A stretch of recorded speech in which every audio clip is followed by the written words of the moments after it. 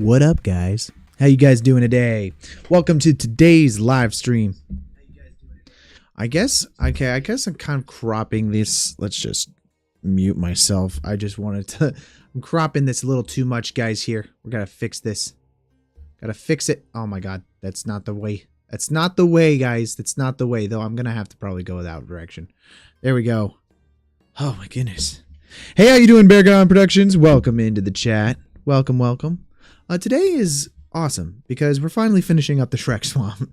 It's been a month in the making, but here we are on the final stretch. Let me upload the new dad jokes. We got some new dad jokes for you guys today.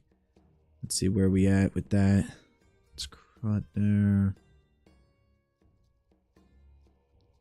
Can I not delete? What was going on here? Like Streamlabs just froze on me completely. I think I lost all ability to control Streamlabs. I don't know why, but we'll get that updated so that way we have that. It's completely frozen. Just that window. But thanks for the help with the scene I'm working on, trying to lock in the lighting. Dude, yeah, that looked pretty awesome. I'm excited to see the finished product on it. Are you doing everything from like simulation, everything? Are you gonna do like the explosion outwards of the glass and like all of that? Because that looks pretty awesome. I always love seeing that kind of stuff on the Discord. Makes me want to create more stuff myself. Okay, yeah, we just need to paste that, and then that's too much. So then we erase some of the jokes. That's why ChatGPT can't ever get anything right. I swear, guys. Yeah, it's just frozen. I don't know if we're gonna be able to fix that today, but yeah. So today we're gonna be finishing up our Shrek stream that we've been working on. It's we're just gonna be doing some comping inside of Nuke. We're gonna be doing some fun comp stuff over inside of Nuke. Now, Beargon, are you using After Effects for your compositing? Are you gonna be using Nuke? What are you using? I always like to ask people to just kind of find out what they're doing these days, you know, what you guys are trying out.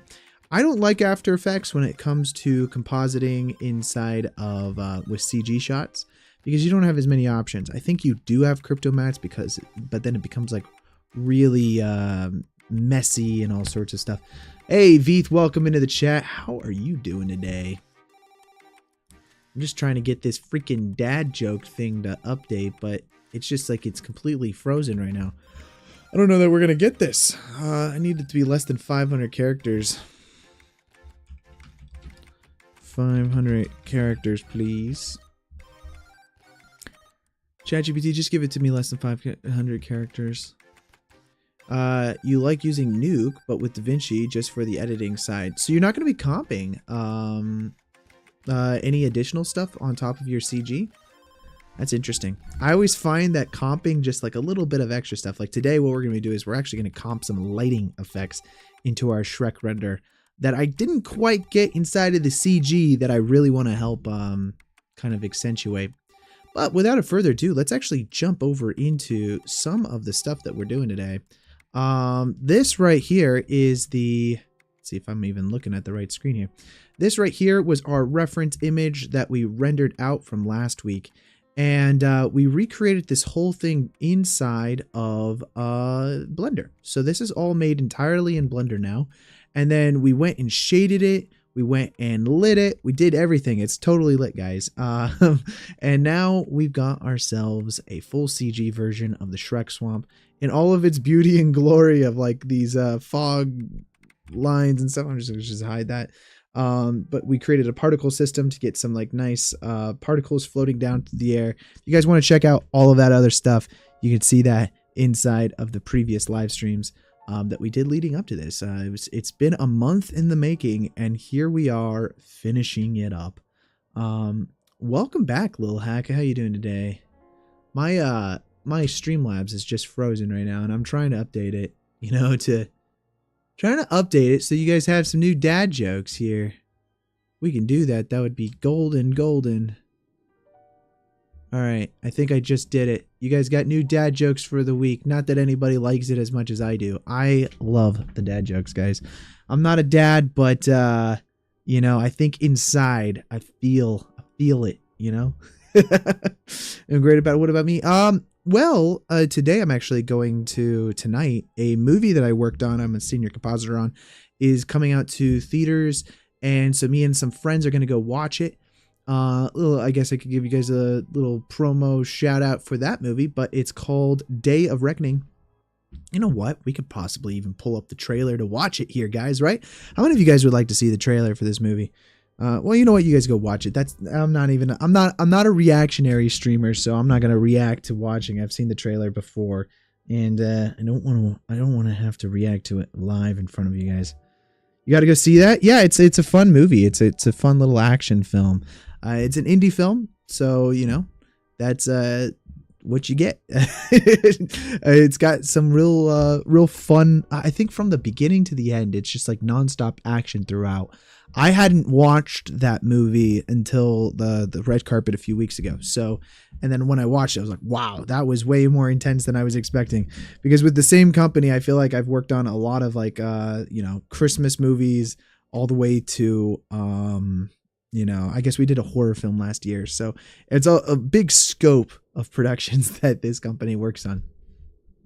But yeah, so anyways, we made all of this over here in Blender, and then I already rendered it out as an EXR, and I ran through some of these settings last week with you guys, but I just wanted to show you guys again what some of these settings are inside of the project. I did override this just to tag it as Aces CG, which my head is in front of, but you guys will just have to believe me. It's right there.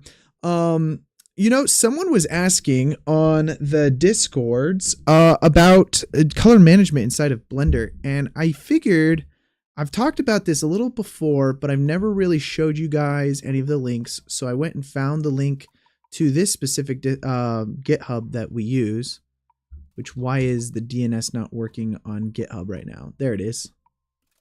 Cool. This right here is the GitHub for the Blender Aces configuration file, and it goes through some really helpful information on here about what the color management of actual Blender is using. It's using a 709 kind of color transform with AGX, which is like a Aces Plus. I don't know like how to explain it. It is like a derivative of Aces, but it's not actually Aces. But a lot of the film industry uses actual Aces CG for its full color management from beginning to end. And I actually have a tutorial on that on the YouTube channel. If you go check that out on the main page, you'll notice that it's right here. It's about mastering VFX plates, creating VFX plates from DaVinci Resolve. And that right here is from the actual Aces workflow. So creating your VFX plates in Aces CG, and then going and compositing them in Aces. And then that way, when you give it back to the color company, they have it and they can tag it correctly. That's why that's important, is really communication between different artists and different people. And anyway, so this configuration file allows you to do that. So inside of Blender, when you are selecting different options, you have all of these different color management options right here. And then all you have to do is just scroll to the very top up here. And then there is the Aces CG option. And then that way your entire Blender render is just being rendered out as Aces. In order to make sure that you are rendering in linear, you actually need to save it as a linear compatible option. That right here is your file format. I like to use OpenEXR multi-layers. I'll show you why in a second, but you can use OpenEXRs as well. And then of course the location in which you're rendering. And I've showed this before and I'll show it again. This is the folder structure in which I like to render stuff out. So my 3D output folder is right here. And then this is my version 1 pass. I just rendered out a single frame. It's from frame 58 right there. And it's an EXR. Now it's a multi-layer EXR. What does that mean? And I'll get to your question in a moment, Baragon. Sorry, I just want to finish talking about this. But multi-layer EXRs inside of Blender are essentially different passes that you have created inside of one EXR. The great thing about EXRs is that you can have a ridiculous amount of channels. I actually don't know if there's a limit to the amount of channels you can have. Is there a limit to the amount of EXR channels you can have on an EXR?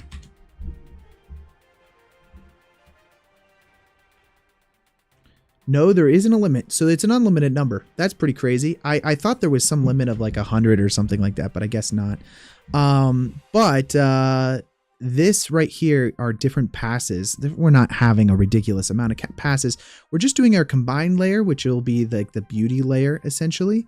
And then the Z depth, the mist pass, and normals. And then of course, I also turned on Cryptomatte, which you can see right here, which I'll be passing in objects and materials. And with each one of those, there's a few different channels on each of those options. But there you go. Do all of them. Yeah, that's how you make you have a crazy render time. Hasselhoff, welcome into the chat, by the way. But yeah, no, the more passes you have, the longer it takes, because it does have to render out each one of those passes. I have sometimes just even unchecked some of these options just to make it faster. To answer your question of how long it took, does it tell me if I pull this back up? No, because it was a few days ago. I want to say it was like 15-20 minutes on this scene. I could be wrong, but I think it was about 15-20 minutes. Is there a way to pop that up like in logs or anything like that? Does that save that information anywhere? Wouldn't be the console. I don't know, guys. If you guys know if there's a way to see the history of render lengths, that would be awesome. I didn't use deadline render queue for this one, though. Maybe I'll show you guys how I use that at work in the future. I do kind of want to set up deadline on my home computer at some point. If you do that, then yeah, you can track the length of renders and keep all that stuff for future. Welcome in, Satya. How you doing today?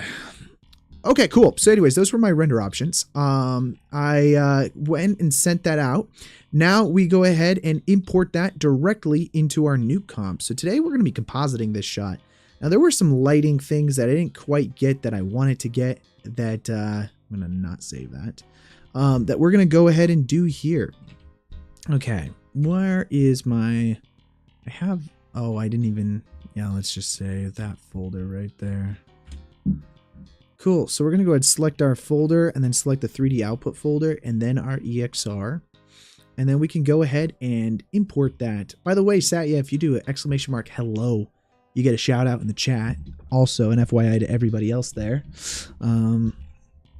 Cool, so now we have our EXRs. Now if we go and view it, I'm just going to walk through everything here because some of you guys might be a little bit newer with the multi-EXR workflow. Well, first of all, in our RGBA channel, we actually don't have anything here, but if we select our RGBA channel, we can see that there's a bunch of other layers. Now, this is where the multi-layer EXRs come in.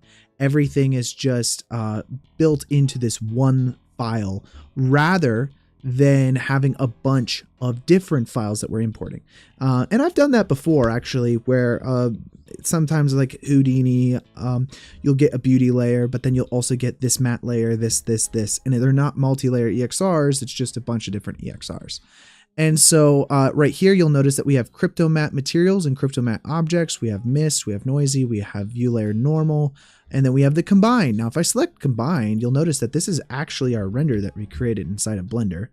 And this is the layer that we want on our RGBA. So I'm just going to go ahead and then shuffle that channel directly over into our RGBA. And so that way our RGBA channel is now viewing our combined. There might be a better way of doing this inside of Blender, but I think by default it doesn't do it. I think if I went and opened up the composite window, I could probably change that. I just personally don't like using the composite window because you have to use like an output node, and then that becomes like a whole extra thing. And I don't know. I prefer just using default and then just using the shuffle node. It makes it very quick for me. It's not that big of an issue.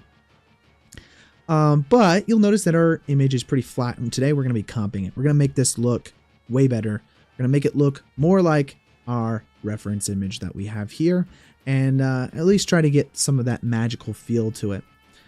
What do you call a ghost's true love? His ghoul friend. You got to say it more like with that kind of like a what is it? Was that Transylvanian accent? I don't think I could do a Transylvanian accent, so maybe I should not. Should VFX artists get a separate category at the Oscars? Oh, I haven't even updated that. Gosh darn it. That's gonna just like start randomly popping up because that was the random questions from last week. Let's fix this before we get into today's stream. But why don't you guys tell me a little bit about what's going on in your guys' lives right now? Are you guys? I've seen some of you guys' work. Baragon's been sharing their work on that train setup, which is pretty cool. Let's see. Where's my random questions? I had more. I have more that I would like to drop in, please. Okay. New questions, please. I just asked ChatGPT, by the way. These are thought-provoking ChatGPT questions on your live. What is the most viewers you had watching on my live? I would say it's a good question. I think the most I've ever had was like 15. So not many, you know? I think it was about 15. I'm not an entertaining person, okay? And that's the problem. Okay, let's update these random questions that it asks. Chat box? No. I need CloudBot if I can get it. If I can get the CloudBot, that would be perfect. You're working on a game, but you keep getting sidetracked? What's sidetracking you? That's why you got to do a little bit each day. Don't try to do everything all at once. Try to do it, you know, just a little bit at a time. Where's my dashboard alert box themes? I'm sorry, guys. This is so exciting for you. Timers, I think, is where it's at. There we go. Random questions. Boom. Paste. It's too many random questions. Can I do less random questions?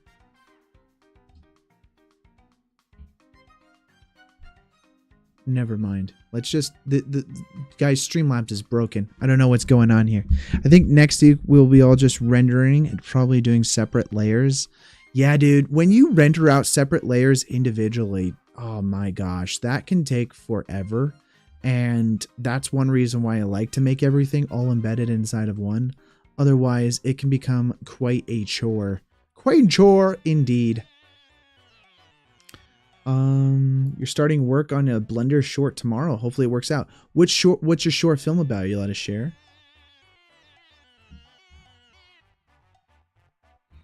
Okay, great. Let's go ahead and start getting into some comp work here, guys. So now that we've shuffled everything in, let's go ahead and, which I don't know why I'm getting screen doubling. I just noticed that on my, I can see that up there about it.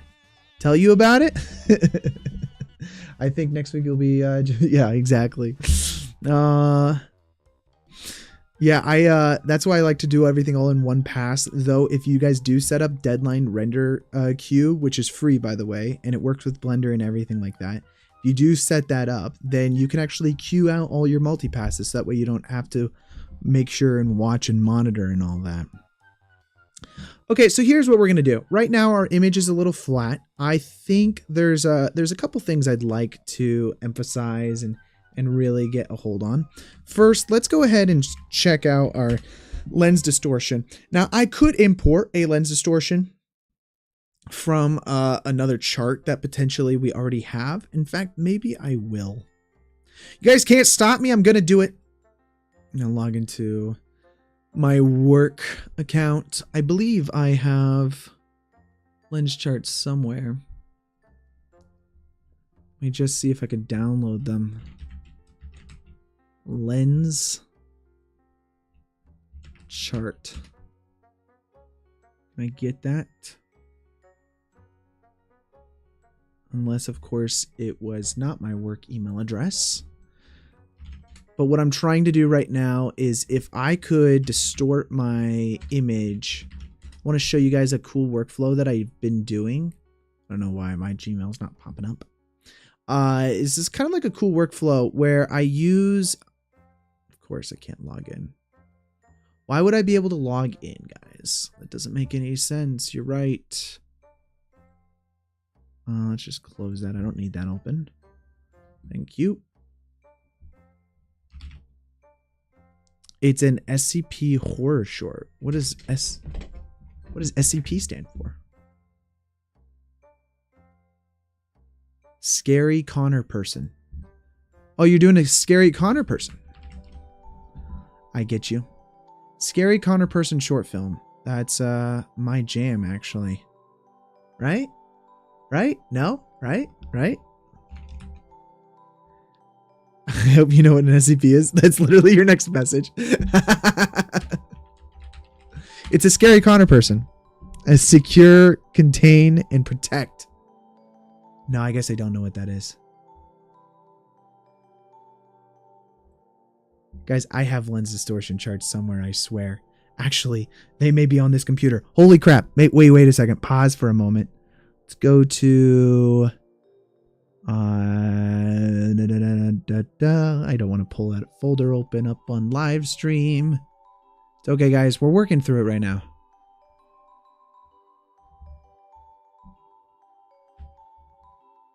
And... No? I should have.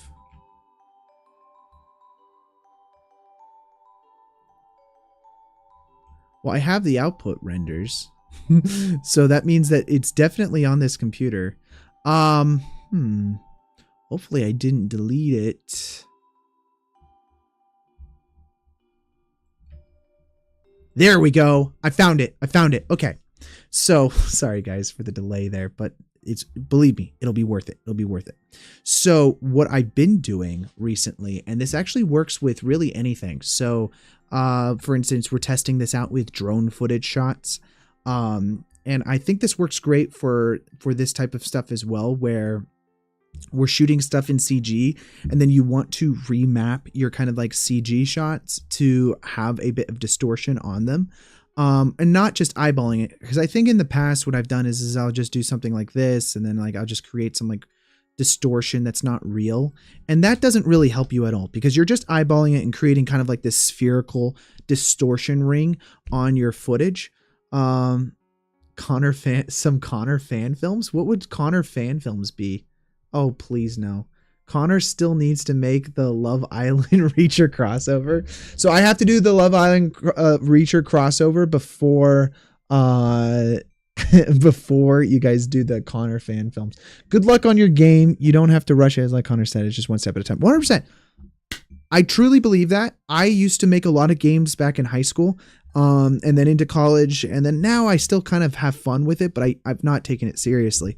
But one of the big mistakes I first made when starting out was that I just tried to make the game. And I think it's more important is to create yourself a roadmap and a plan of how to make that game. So working on little steps at a time in order to get there. And I think that seems pretty obvious, but I'll tell you, checklists, I have them everywhere of just like different like checklist items of just completing things makes it so much easier and better to complete projects. Like, I don't even know if I have like clean my desk up of that, but I actually like to just do little boxes and then write like little things that I want to get done.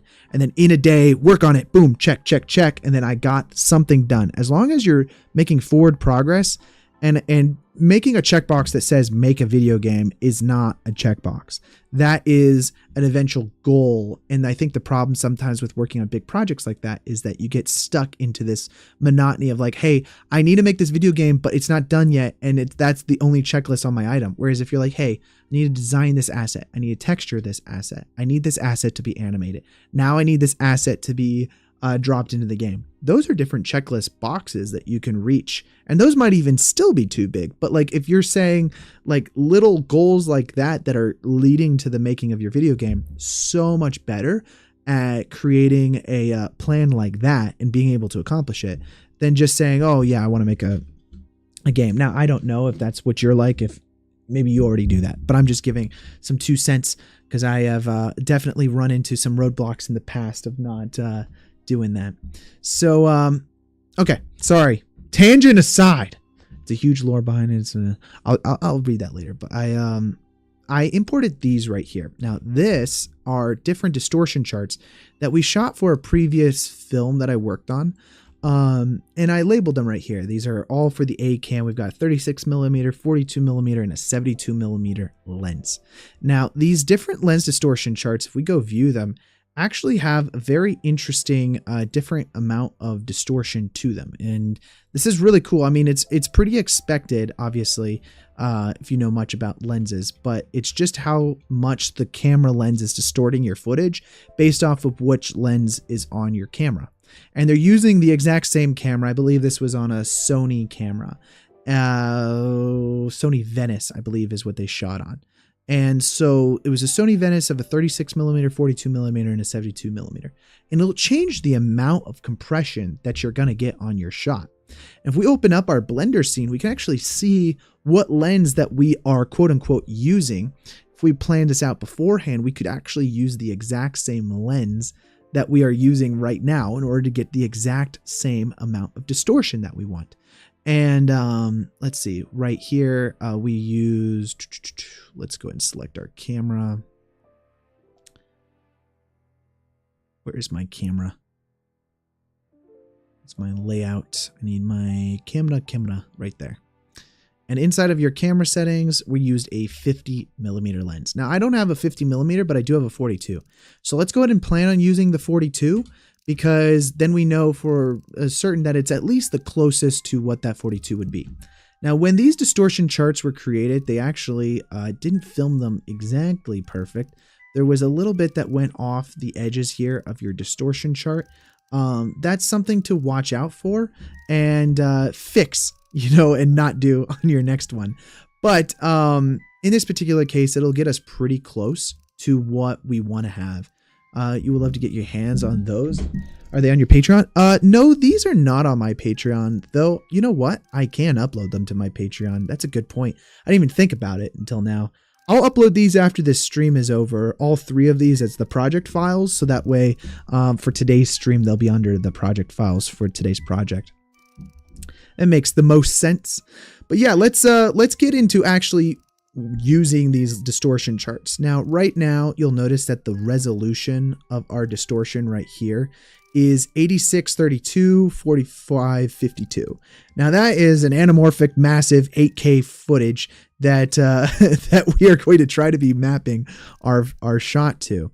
But that's an 8x4. So if we went over here, you'll notice that we're doing 4096 by 1716, and that's kind of like a de-squeezed version of an anamorphic shot.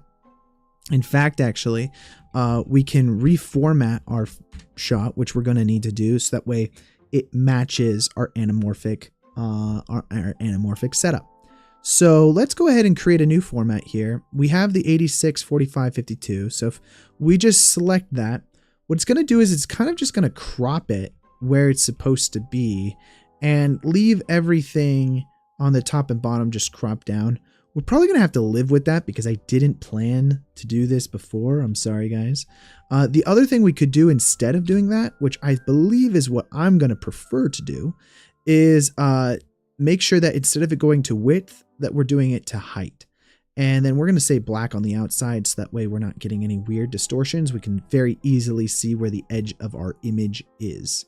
Now, when we do that, now, what ideally we're going to be doing is going to be distorting this in a way where our original footage right here is now mapped to the distortion of our A camera footage. And what we need to do is export that distortion from our distortion chart.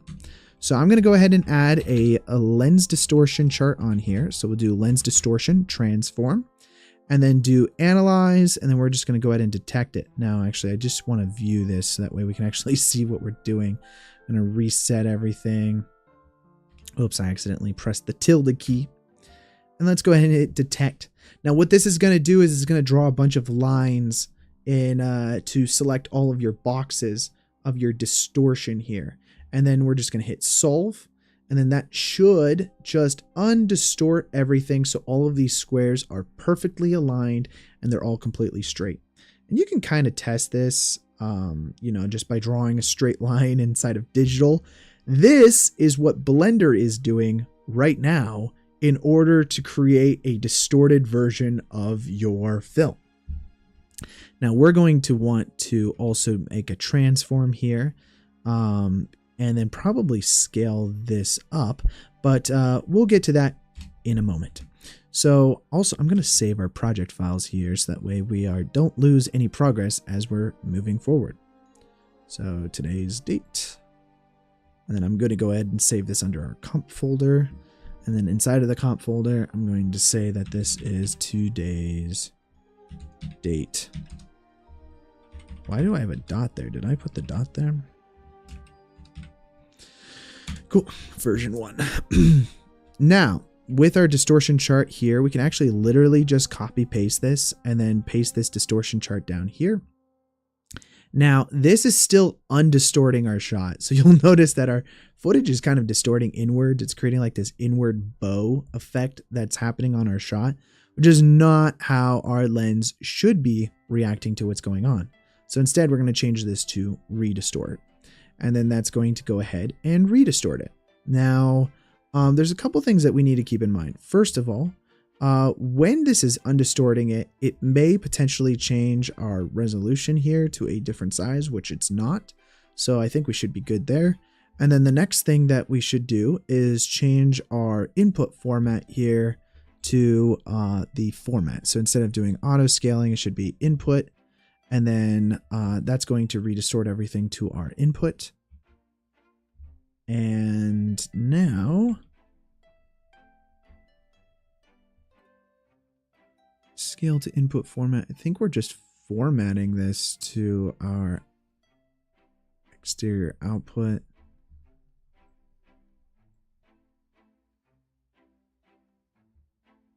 Again, to our 8K output.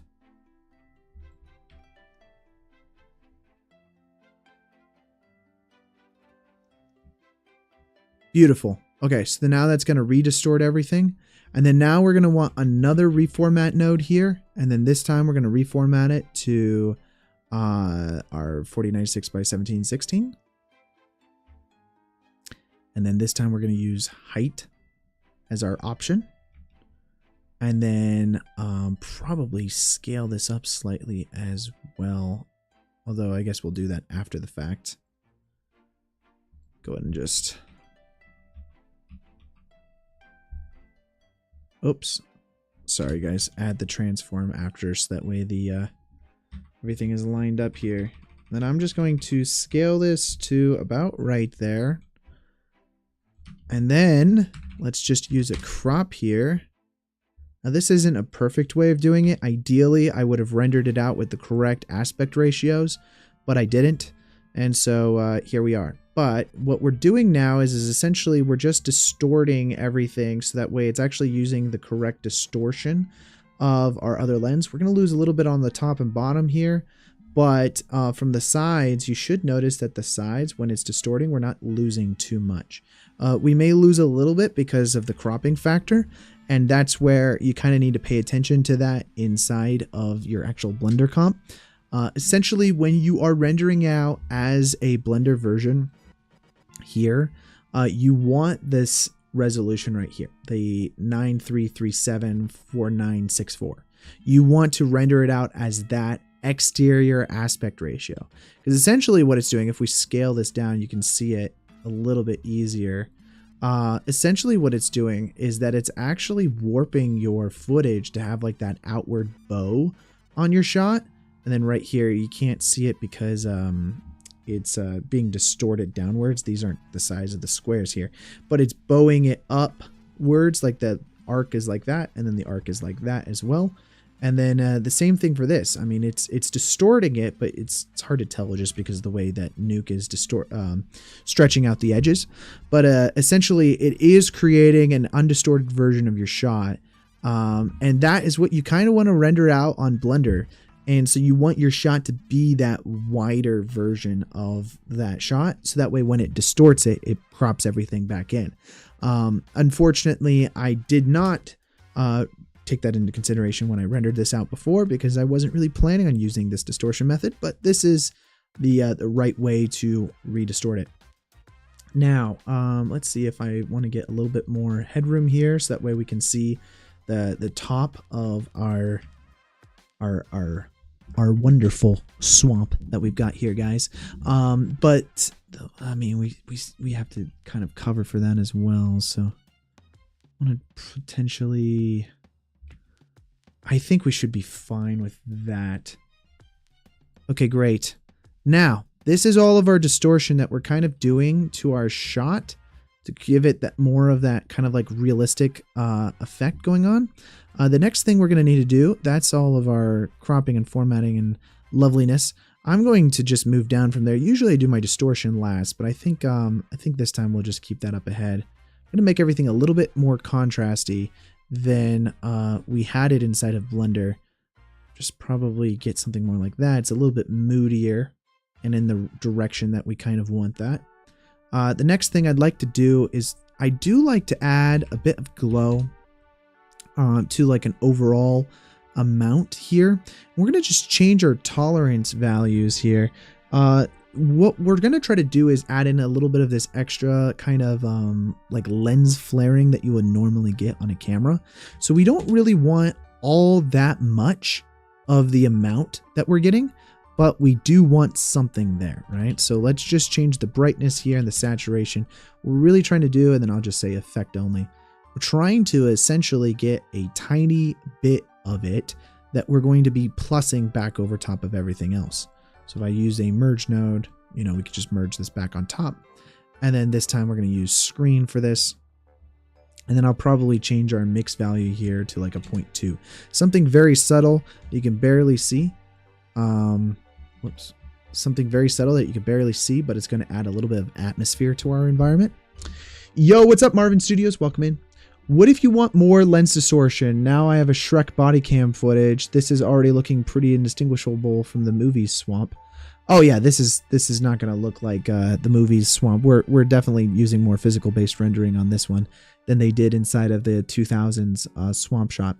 But I would say this Baragadon, is it? It's Baragadon. Baragon. There we go. I will say this Baragon. If you want more distortion, then you just need to film a distortion chart with like a GoPro or something like that. We could have also easily from the beginning here, we could have used another lens distortion. Let's just drop that in here. I'll just show you. And we could have just manually bumped up our own distortion if we wanted to have some crazy body cam stuff. And then we would just have to reformat that so that way you're not seeing those edges. You see, you get that? But you're going to lose quite a bit. You're going to lose quite a bit of the footage just because in order for you to get that effect, you kind of have to render a lot on the outsides. So just remember that you just need your footage to be quite a bit bigger than your actual thing. And again, if you use the transform node, you can kind of see how much of that you would need to render extra on that size up there. Okay, great. Back to this though. So we're going to go ahead and we just added in a little bit of extra screen. Now we're going to do this again. I want to get kind of like the smaller amount of glow, like a really small mixture of amount of the glow. So that way we can blend that back in. I would say probably the tolerance on this one, let's just go make that quite a bit higher. We really just want the highlights now, right? I would say maybe around like 0.4. We're really just kind of getting those highlights of our trees and everything like that just to help blast everything up a little bit nicely. We have effect only, and I'm going to just change the brightness here as well. We'll just do 0.7 on both of these. But now if we go ahead and just merge that back over top using our screen option.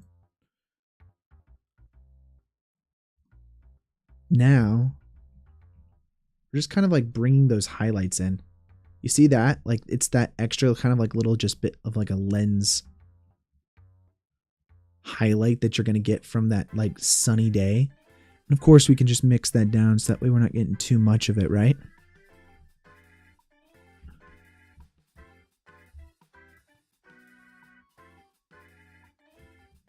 I like that. It's just a very small amount, maybe even still too much, honestly. We could do, we could change this size here to like a 5. That's pretty good. Some nice little highlights to everything. I'm going to make this 20. Let's change the 20 on that. I mean, let's just go one step further. I'm going to add a blur node in, set that to like a 300. And this is just going to blur everything here, right?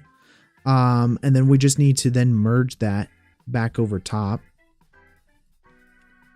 So just do plus, okay? This is going to kind of create kind of like a bit of a hazy effect to everything, though that's too much, right? So now we're just going to want to mix that down. Just gives it a nice little environment to everything. Again, we don't want too much of that because essentially we're just taking it from that flat, almost loggy type image that we had straight out of Blender. And we're giving it a little bit more life, a little bit more vibrance. So that way it feels more rich in tone. Kind of want, I think, let's get some lens, like kind of like God rays in this thing. You know what I'm saying? We need a little bit of God rays going on here. I like to use some Roto paint. And then let's see. We're going to use some Roto paint. I'm going to use the brush here. And then let's just change our value to like a 0.01. And then from the color, just want to select this yellow that we had going on. And then now let's, I think if we draw in some like nice God rays, we can get some really nice looking stuff going on here. I don't want it to be too visible. So like really amp that down.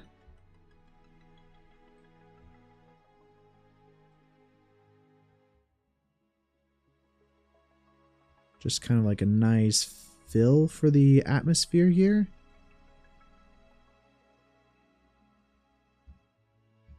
You can kind of see what's going on there. Let's say maybe even now let's go into our paintbrush again. Then I'm going to change the hardness here to like a 0. And then there we go. So now we could just get some nice thicker.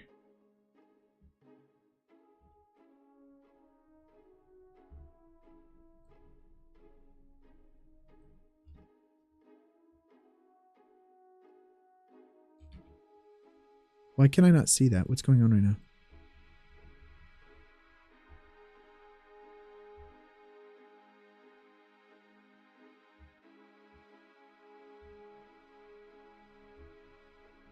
Hello? I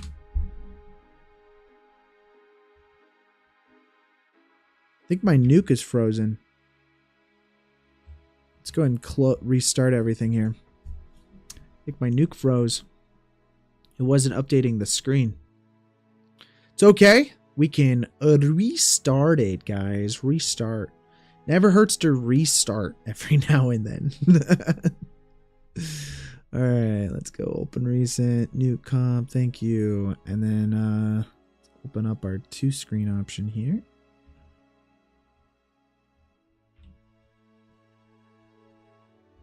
And then yeah, our paintbrush. Same color as before. And yeah, let's do a 0.01. And let's first start out with something like that. I almost want it to be a straight line. Do we have straight line options? We don't. We do have this. This actually might not be a bad idea. Let's try it.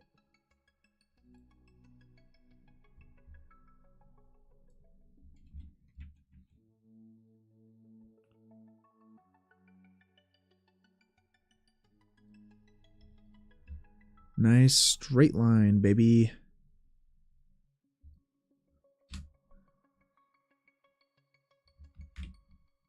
I'm actually thinking it's going to be better to use this.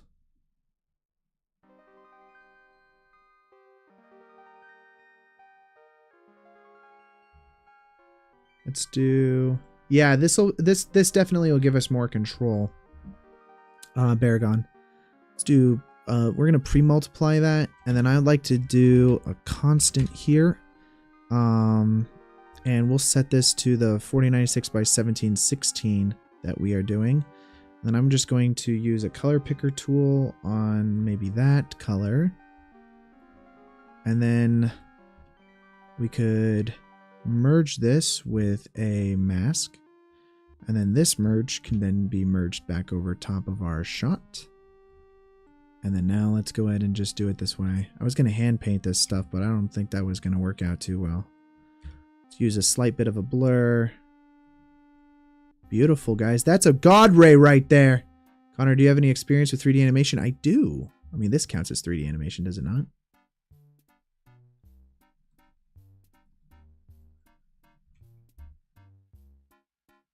Well, yeah, I have more experience than just this.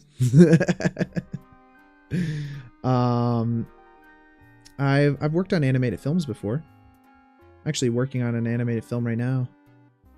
And then on our Patreon, I've been posting a little bit about this, but I've been doing a short animated film this year that it's been a fun experience.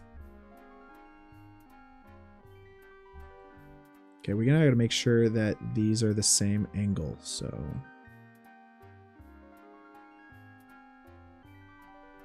something like that potentially.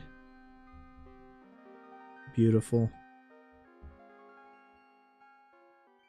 Let's do one more like right here.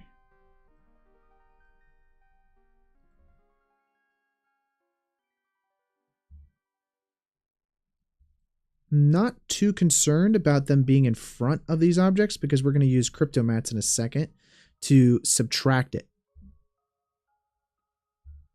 We're mostly just getting some of that in there. And then now let's use another Roto Paint tool. And we can hand paint some of these as well. A nice mixture of both. Change that to a 0.01.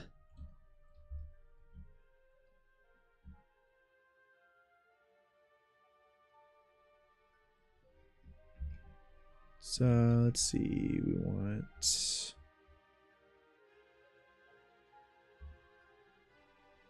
something like that, and then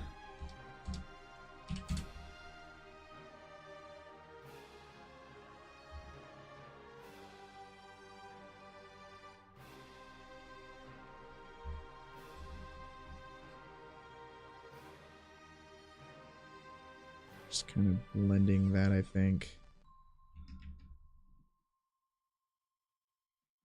Some nice little lights, guys, just a little bit.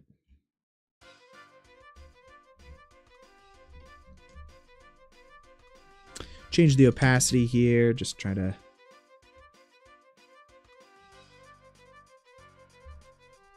get some erasing going on. Make them laser beams? Nah, dude. We got to get that magical effect. We ain't trying to make it look bad. Blur this up a little bit more.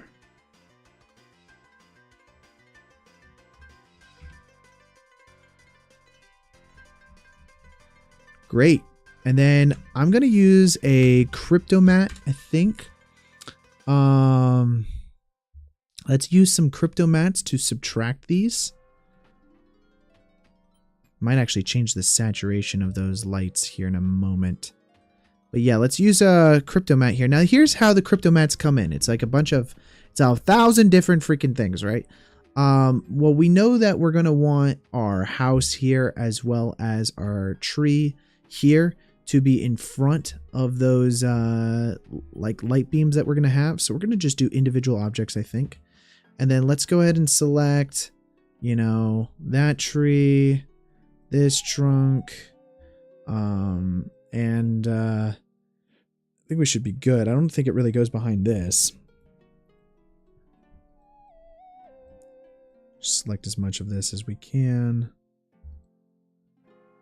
Okay, and it did select some of the trees back there, but I'm not too concerned about it. So what that's going to give us is a mat that we can now use to essentially, I'm going to use that mat to subtract. I actually might even just take a merge of this right here.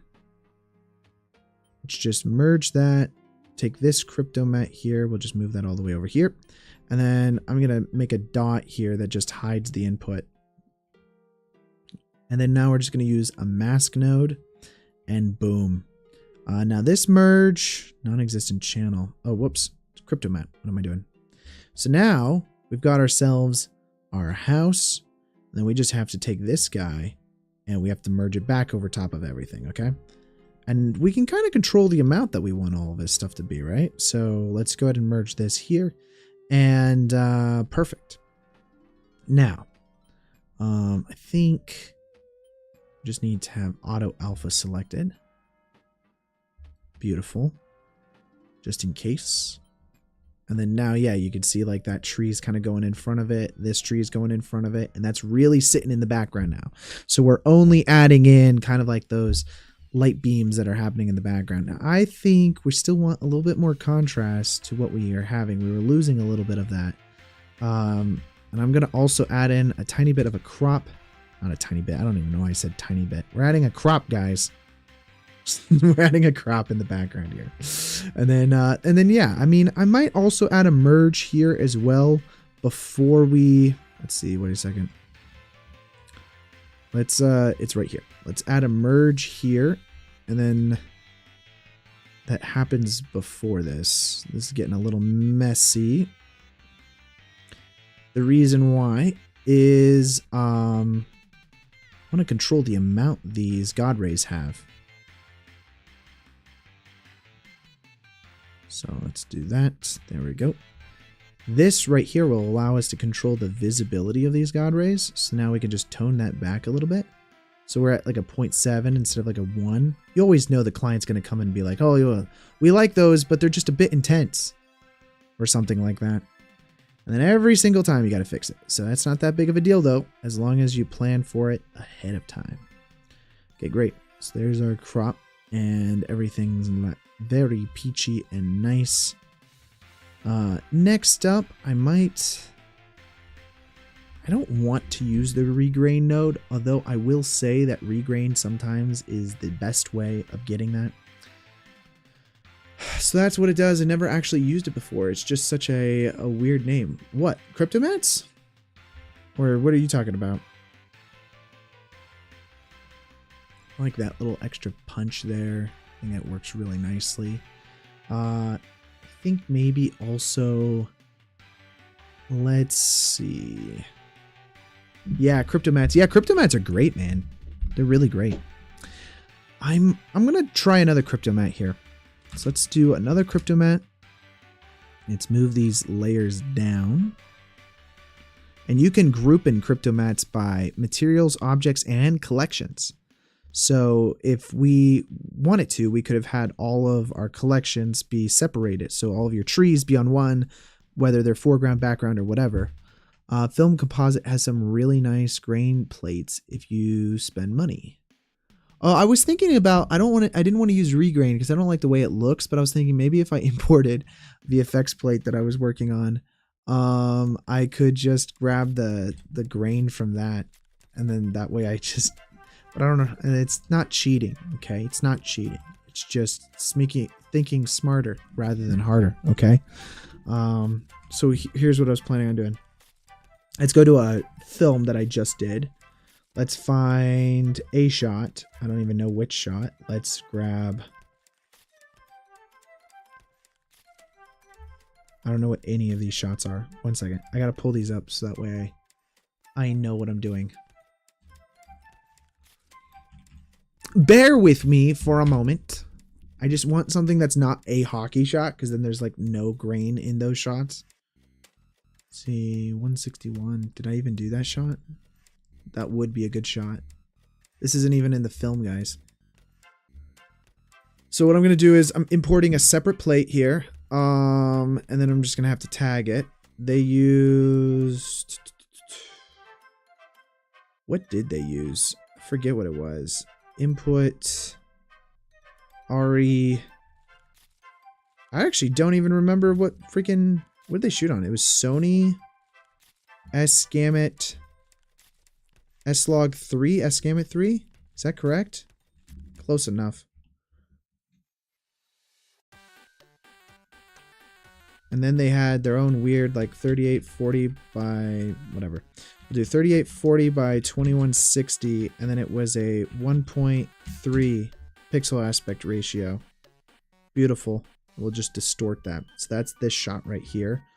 Let's use a reduce grain or a reduce noise node. What we're going to try doing right now is we're going to remove the noise from the shot. Then we're going to use that noise on a different shot. Now, there isn't like a lot of noise on these shots, but there's noise on them. So what we can do is we go, I don't want to upgrade this yet. Let's use auto profile, find me some noise. Apply that noise profile. There you go. You can kind of see it right now. It's getting rid of all of that camera noise that we had on the shot. So we're using real cameras, guys, for all of our footage here, okay? So we're going to take that noise profile. Let's, we don't have to do anything else, I don't think. Let's just use that. I was going to render this out, but I don't think it's necessary. Let's use DOS grain here. And we're just going to plug our degrained version into the reduced noise, and then our comp normally I would render this out, but I don't think it's necessary to render this out. So here's the plate that has the grain on it. Here's the plate that doesn't have any grain. I'm going to use DOS grain. Let's go ahead and scale that down. And then beautiful. And then we're going to go ahead and go into adjust or replace and then hit active. And then all we need to do is make sure that this is comparing an area that has noise in it. So let's just do that. And use analyze. Just hit the analyze button, guys. So now it's going to analyze your plate as well as your reduced noise grain node. And then it'll create your analysis for that. And then apply that grain over top of our comp version, which is just our CG shot. So we're using other footage to basically grain our film. And now my comp is frozen. But that's essentially the premise right there. Film composite, yes, has some. I'll have to check that out. Like I know what mats are, but crypto thing just sounded sketchy. Yeah, man, NFTs, right? Is that what Cryptomattes? is that where your brain went with Cryptomattes? Is that it just was sounded like that? Like it was a cryptocurrency or something? Selling NFTs with mats. It's NFT mats, which is the new craze, guys. It's the new craze. Yeah, this is actually a shot for a film that I did in January called Shattered Ice. It's in film festivals right now. Okay, great. So now that we have that, let's go look at our DOS grain. And then we're just going to check to see if it's even applying grain. It is, but it's very subtle. That shot didn't have a terrible amount of grain. 1 second, let's see. I don't think I like the area in which it was, like the active area.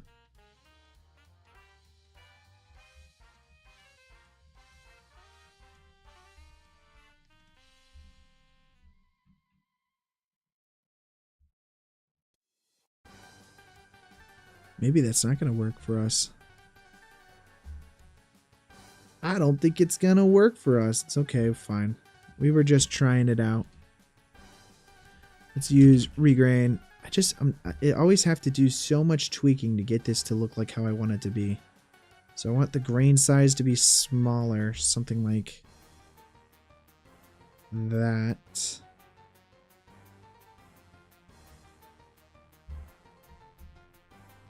I could live with that.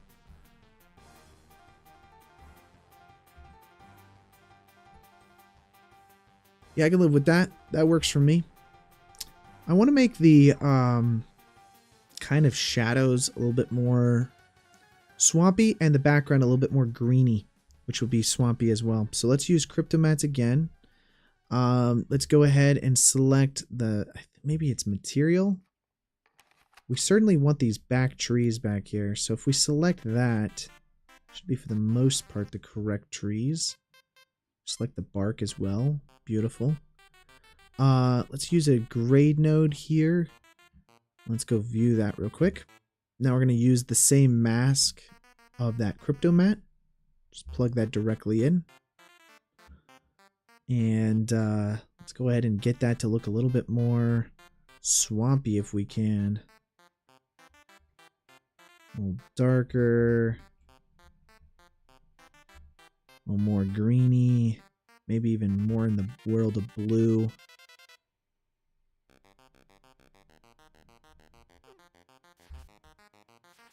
I don't know if I want it to be that. Let's use, whoops. Let's use a saturation node plugged into the same thing. Desat it a little bit.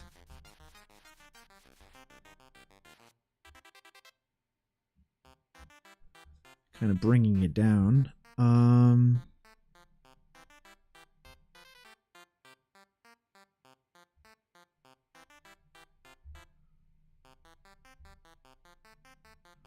You know what we could also do? I think it's closer to what I want it to be. You see that? It shifts that quite a bit. I think we're gonna want this though to be before the lens flaring. So let's add that back in up here. And then make sure that the Cryptomattes are now plugged into the correct thing.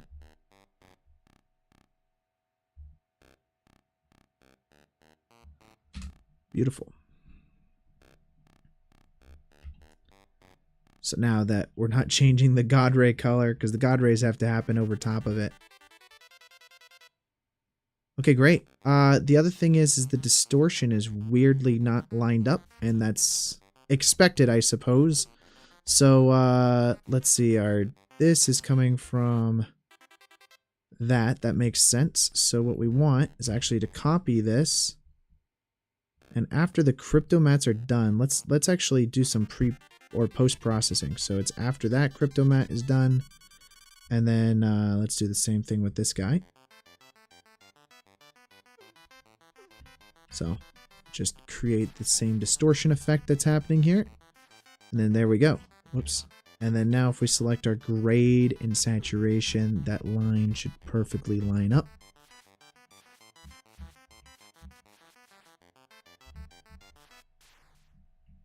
It's good for me. I like that. That lighting now works quite a bit better in that area. Might even add a little bit more. I like it. Let's paint that area right there. Oops, I'm actually erasing.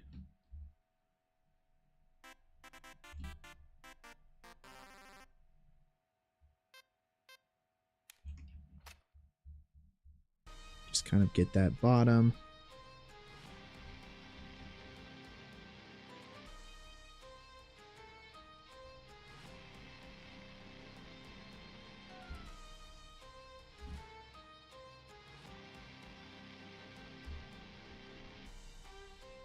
How's that look, guys? Looking a lot better, I think. So from what we brought from Blender to Comp, it's working out quite well. Do you like these white particles that we had inside of our shot?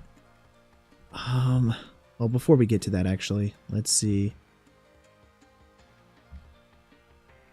I think our highlights.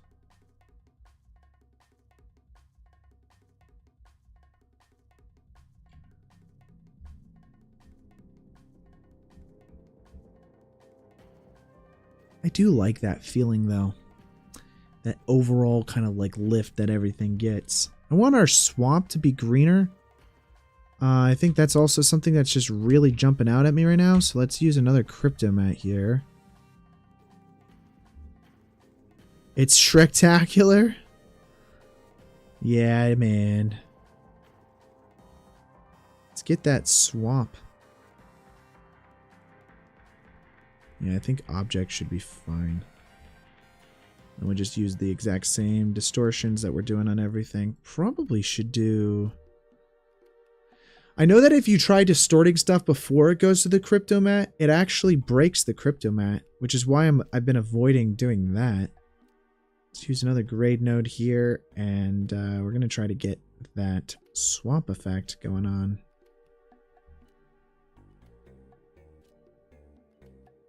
Oh, whoops, wrong one. This one right here. I was like, yeah, that's my crop node. Why am I... What is going on?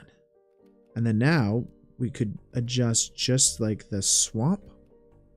Thinking we're going to want it to be a little bit darker, but then let's also change the gain of this to be a little more green. I like that. And then, yeah, let's just mix this back so that way it's not completely overtaking it. Get some more of that green swampiness there. A little bit of Shrekness going on, guys. A little bit of Shrekness. Let's see. Let's do another Cryptomatte.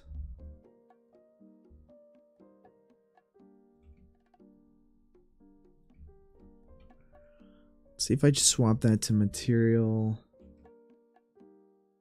Let's do that.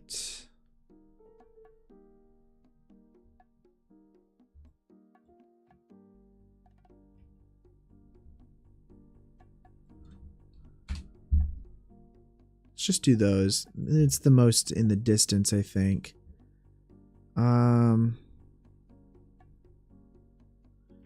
Yeah, let's do another grade node up here. So wait, there's this.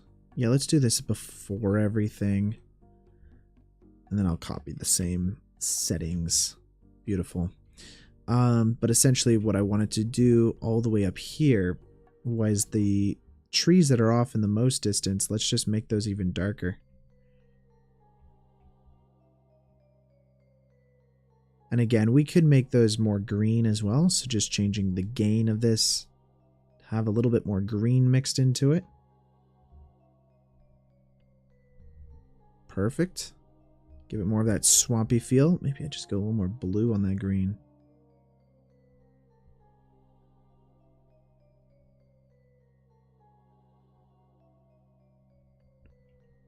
I'm also going to say on the outside edges of a anamorphic kind of shot, you're going to get a little bit of vignetting. So let's do that as well. I'm going to use a grade node here in mixture with we'll do this before the graining happens. So that way it does give a different amount of grain. But let's use an ellipse. I'm just going to outside circle this to something like that. And then we'll just make sure that's pre-multiplied. And essentially what we're going to do is we're going to use a grade node here with the mask inverted and then just kind of bring down those outside edges. And when we blur this quite a bit, like a 300, should be pretty subtle, but it's there. Just getting a nice vignette. And I don't like it to be too perfect when I do vignettes.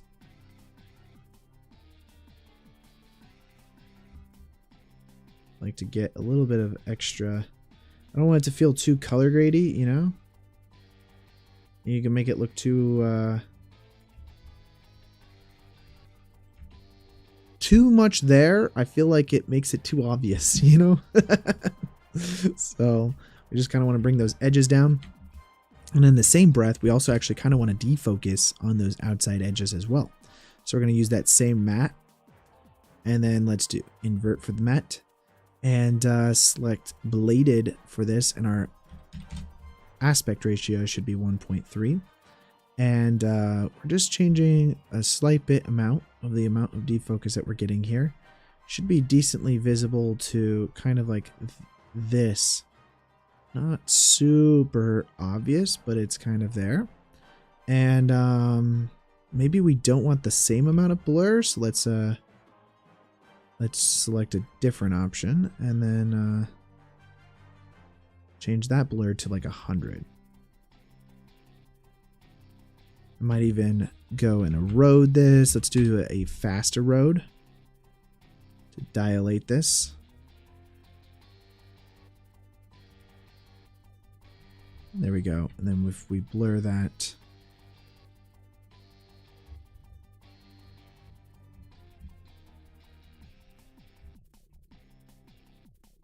Should be pretty nice. I like that. Then let's just add a tiny bit of bloom to it.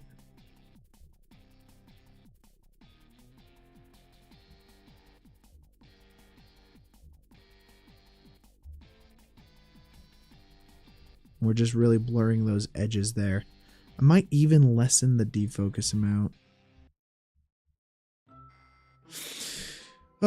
Love seeing how far the scenes come. Catch you on the next stream. Hey, thanks for dropping in, Baragon. I hope you're doing well. I'll let you get a nice last close-up on it before we're finished. These project files, of course, will be up on the Patreon, as you know. And then you can grab them if you want to use them for whatever you want. But, thanks for dropping in, my man. Okay. I'm gonna say that's good for that outside defocus there. There's a couple compy things that I would like. Let's, first of which, we're gonna add in some of our own shadows going on down here.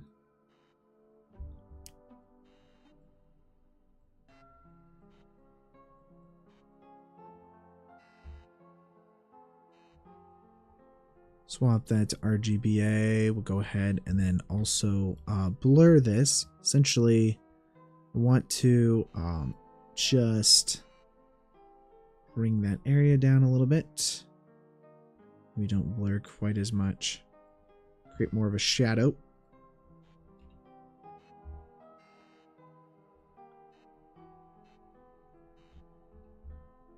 Just giving it a little bit more differentiation on the ground. I just want it to feel more worn in that area. I don't know. Does dirt feel worn? I don't think dirt feels worn, guys, but I'm going with it, okay? For all of our nodes that we're doing here, let's do another Cryptomatte. I'll just go ahead and put this on the outside edge. Wait, it's not too much in the way. And what I want to do is select the grass. I feel like the grass feels a little too deserty, and I wasn't able to get the asset to be exactly what I wanted, but I knew that we could change this later. So if I select our grass now as our material here, and then we go ahead and just do the exact same distortion that we were having before.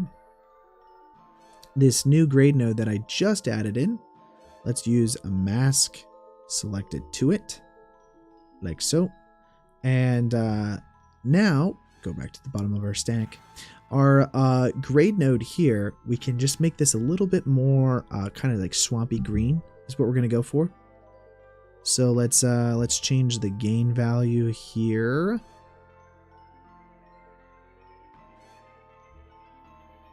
And then let's make it a little darker, I think. And then I want to change probably the saturation as well. So let's actually just hide that mask option, but that way we don't have lines going everywhere. Let's change this saturation now to a little less saturated.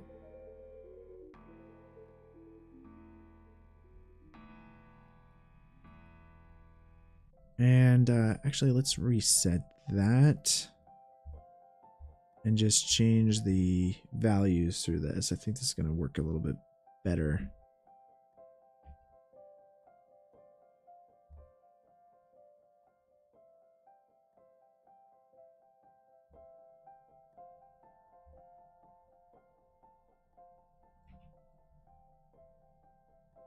I don't know why that was going solarizing there. The baby dance is actually nice, as opposed to it not being nice. Thank you. Appreciate it. Let's get that to be a little bit darker there. Less yellow.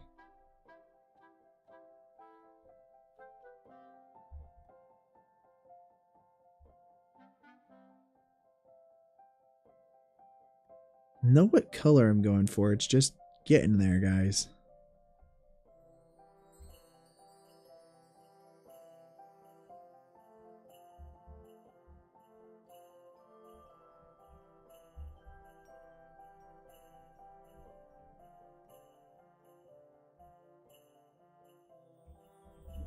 Just kind of bringing everything down to more of like this kind of like muted color. Kind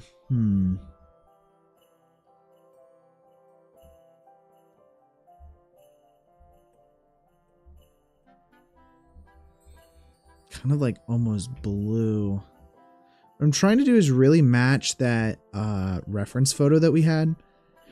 I can bring that reference photo in, I think, because that's what I'm really trying to do here. So if I just bring this reference in, and then let's just tag it as the correct color space. So we'll do output 709. Color swatches also would work for this. Essentially what I'm trying to do, let's go ahead and just reset everything here. Let's set that value to 1. And then what I want is the grass. Let's move this closer to the bottom of the stack. Just move that all the way down to here. Boom. And there you go. I'm going to erase the saturation node that we had. And then, okay, this grade node right here, we want these green values. So let's just set the white point of this to the green values, okay? I'm going to set the black point to like, I don't know, the dark shadows of those green values, okay? So now we've got kind of like this gray to yellow-ish green color that we've got going on here. We need to do the same thing, but now on this reference photo that we have, all right? So we're going to say, hey, set the gain value to whatever our highlight green that we want to be is. Let's just say it's that. And then our lift value to whatever the shadow of that is.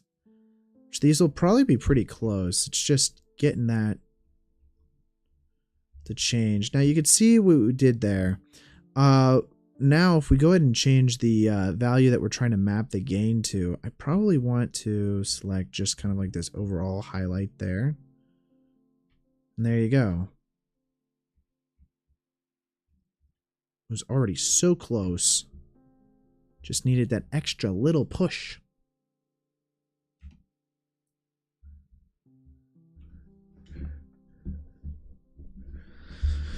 Okay.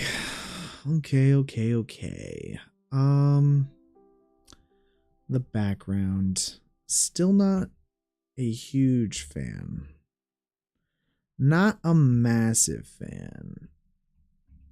That happened correctly. Let's see. I kind of want to go a little bit darker on it. So let's just lift that up a little bit more. Makes more sense. Keeps our eyes more focused on that front. Because you can see how it's kind of competing almost. Might even make it a little bit darker. Yeah, it looks good to me. It looks good to me, guys. Let's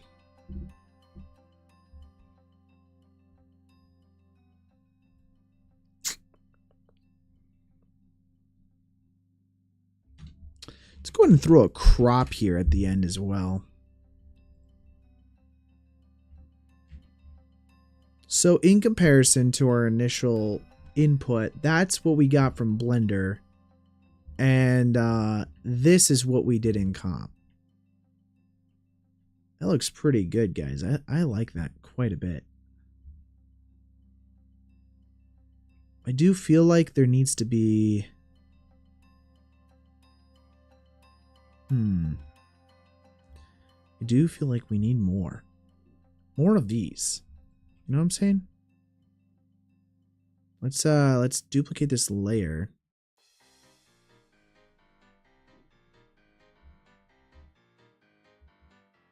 Let's grab this bottom here. Make that smaller.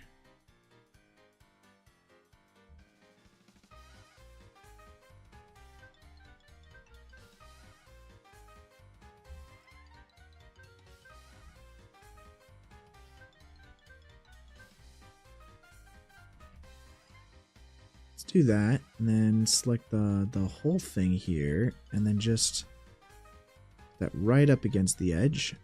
Just trying to get some like extra little detail in. Just grab that bottom, bring it down.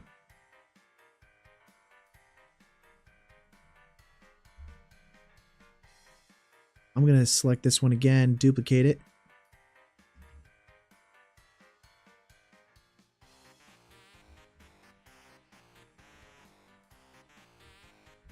Get that a little bit closer, actually.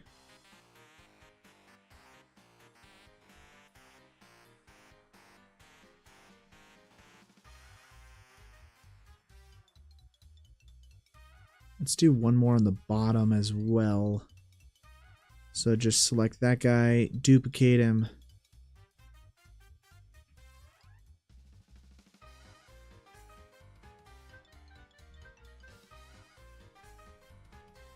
And then I'm going to do a couple more. So that there's a lot of just like little bits here, guys. Like same principle, just duplicate it, copy, paste. That's all we're doing.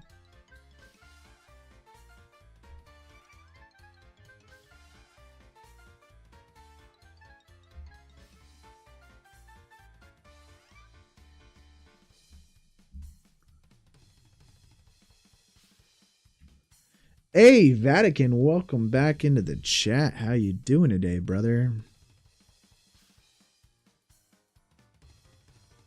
We are just living the dream right now. I'm gonna merge this. Let's just do a bit of a subtraction. And I'm just gonna kind of do that number, I think. Let's do an RGBA on that. Blur that down like 300. Let's go into this guy and then just say invert selection. And then let's make this smaller. What we're really trying to do is create some variance here inside of our God rays. If we set that to 100.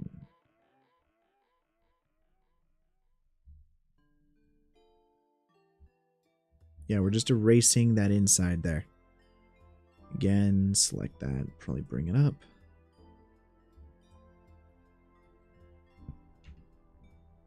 There you go. So now that's going to create kind of like these God ray effects going on.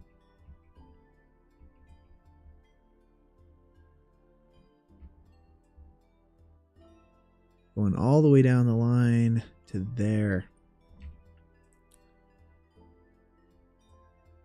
And this merge right here, so this is A, that's all set to 1. Yeah, that's going in front. Beautiful, beautiful, beautiful, guys. All right, let's add another ZD focus to the overall image here.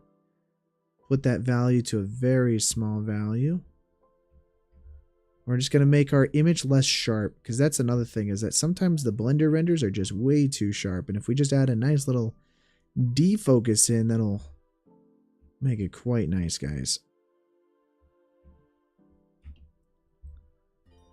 Beautiful. All right, so from where we came from to where we're going. And then, like, I mean, this is the comp, guys. I'll include this distortion chart as well for you guys. But this is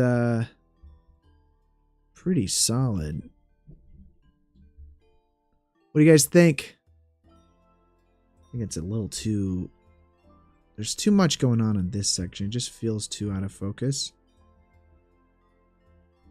1 second. Just this is bothering me.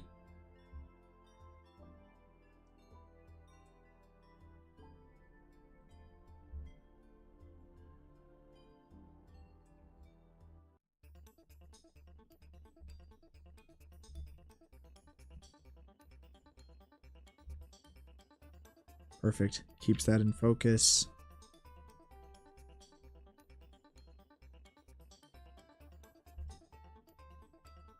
Just move that all down. Just add in a nice little dot here.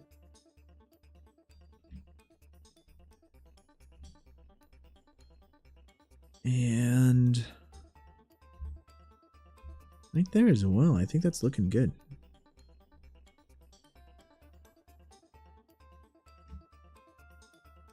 Just cleaning my stuff up, guys.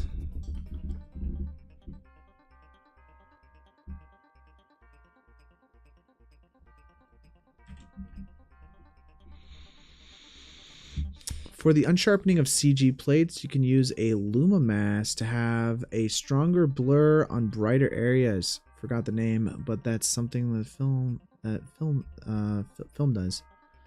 Interesting. Unsharpening the CG plates, you can use a Luma key.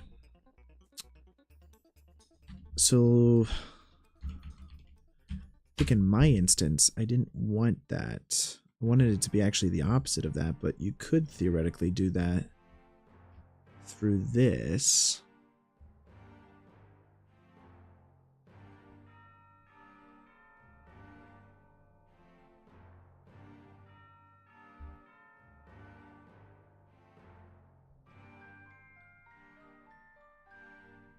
Something like that, and then just plugging this into that.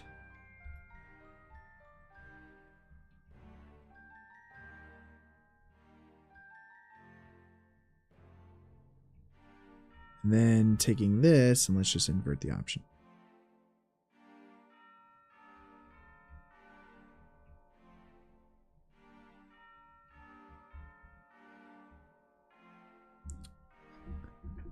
Yeah, send a thing over, Hasselhoff. Which, by the way, good. Do that. The Discords, guys. The Discords, where the real shit happens. Okay.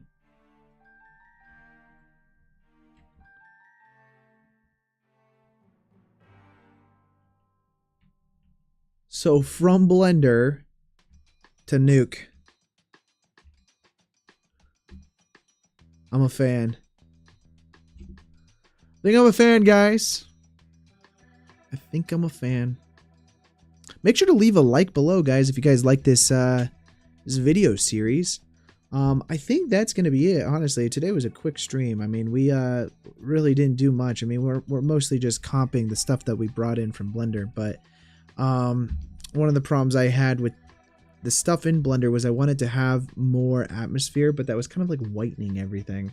I knew we could get the effect that we wanted inside of comp, so I wasn't too concerned about it. But I think this is going to be the final image here, boys and girls. This is our Shrek swamp render using the reference image that we started out with, which actually this looks not too terribly bad.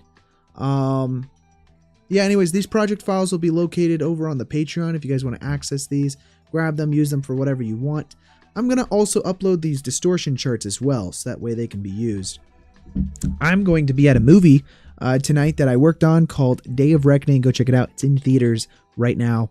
Also worked on Looney Tunes, The Day the Earth Blew Up, or I think that's what the name of the film is. So if you guys want to check that out, it's an animated film. Let's see, what else? I'm going to be going to, what's it called? NAB next weekend. So if you guys are going to be at NAB, make sure to hit me up. It'd be really cool to meet up with some of you guys there. Not all of you. Okay. Only some of you. I don't even know why I said some of you, but it would be cool to meet up with you guys there. There's the NAB motion graphics party that's going to be happening. I shall be at that. What else? Oh, thanks for watching my freaking breakdown video of the bioluminescence stuff. That was fun. How many of you guys watched that? That was all last year. You guys probably heard about it while I was working on it. The grass is a bit hairy. Yeah. It's a little hairy.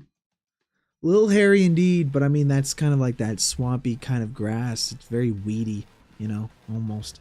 I think if I could pick, I'd make the grass blades a little thicker, but the plugin that I was using doesn't allow you to have thicker grass. This was the closest grass I could get on the scatter node. So, it is what it is. We'll make do. But today was a quick stream. I mean, it wasn't supposed to be much. Maybe if I had a little bit less defocus on the danger sign too, I think I could have done that, but oh well. But I think that's it for today, guys. Thank you guys for joining. Make sure to subscribe below. We are so close to 3,000 subscribers. It's crazy. I mean, it feels like, and it was literally like last year, we were at 500 subscribers, and then we hit 1,000 subscribers in March, and then now we're coming in close on the 3,000. So thank you guys for sticking it through, being with us as we're making this stuff happen. But yeah, I don't have much more to show for you guys today, so I don't know what else to do on stream other than just yap, which is never fun. But I'm going to go ahead and save. We'll end the stream here, guys. Next week, we'll be starting a new stream series. I haven't decided what it is yet. Probably something more VFX related, because they like to go back and forth on the streams. So if you guys have any suggestions for any of that, leave a comment below. I always like to see some comments of what you guys would like to see. Get ready for the full cut down. Oh yeah, the full cut down's coming. Ben's been working on it tirelessly, so that'll be coming as well. But alrighty guys, hey, you guys have a good one. You know, make sure to stay creating and making new stuff. I mean, share it also on the Discord. Baragon has been doing that. Hasselhoff, you've been doing that, and it's been great. I've been loving to see the stuff you guys are working on. It's always fun to see that. And I try to share as much of the stuff that I work on as possible, but you know, sometimes I can't share the stuff till way later. So it is what it is. But I might be doing another silent stream sometime this week. I did that last week, I think. I might be doing it again sometime this week. Same project. Client is allowing me to share some of the stuff I'm working on. So I'll be doing that later. And yeah, mic won't be on, camera won't be on, but we're just going to be doing some Nuke ASMR. All right. But without further ado, you guys stay creating and get some sleep. Most of you guys it's late over there, okay? I don't mean to be your mother, but, you know, you should go to bed, all right? Okay? Get some sleep. All right, guys. I'll peace out. You guys have a good one. Bye.